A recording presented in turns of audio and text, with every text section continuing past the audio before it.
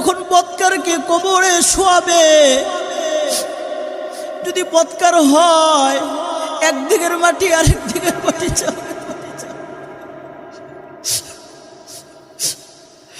এক বছরের হার আরেক বছরে লেগে যাবে, এমন চাপ দিবে। এরে আমার যুবক ভাইরা, বৃদ্ধ বাবারা, আর কত বেনামাজি থাকবা, আর কত সুদ খাইবা, আর কত ঘুষ খাইবা, আর কত আল্লাহর নাফরমানি করবা? এখনো কি সময় হয়নি?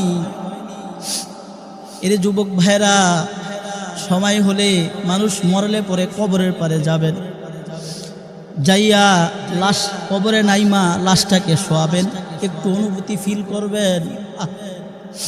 আজকে যেই ভাইটাকে কবরে শোয়াইলাম, যেই বাবাকে কবরে শোয়াইলাম,